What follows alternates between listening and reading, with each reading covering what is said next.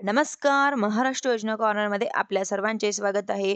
आजच्या व्हिडिओच्या माध्यमातून आपण बघणार आहोत, की अतिवृष्टी अनुदान जमा व खात्यात येणार.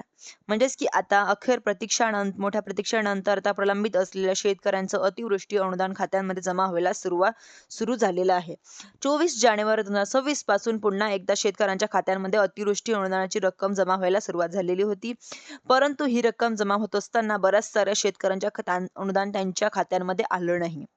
व त्यांचं का अनुदान आलं नाही, आपली के-वाय-सी झालेली नाही म्हणून आलेलं नाही किंवा इतर काही कारणास्तव आलेलं नाही.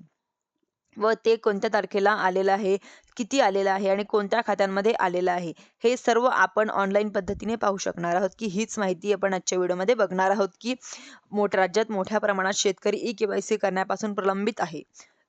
त्याचबरोबर बऱ्याच साऱ्या शेतकऱ्यांच्या माध्यमातून के-वाय-सी केलेली आहे. तरी पण सुद्धा शेतकऱ्यांचं अनुदान हे आलेलं नाहीये. भरपूर साऱ्या शेतकऱ्यांचं अनुदान हे त्यांच्या खात्यांमध्ये आलं हे माहीत नाहीये. व त्यांची के-वाय-सी करत असताना देखील खातं हे वेगळं जोडण्यात आलेलं आहे व अनुदानामध्ये दिलेली खातं हे वेगळं होतं.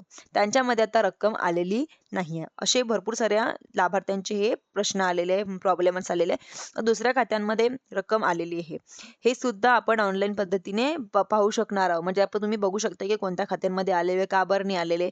तुम्ही एस-एम-एसद्वारे बघणार आहोत, की हे म्हणजेच की सगळ्यांना समजणार आहे, की शेतकऱ्यांचं नवं अकाउंट नंबर, नवा नंबर या ठिकाणी आलेली तारीख, याचबरोबर कोणत्या बँकेचे हे जमा झालेले आहे, हे तुम्ही सबमिट करू शकता व बघू शकता. म्हणजेच की 24 जानेवारीला हे जे पेमेंट आलं, हे का बरं नाही आलं? म्हणजेच की मी डिस्क्रिप्शनमध्ये तुम्हाला हे लिंक देणार आहे. धन्यवाद.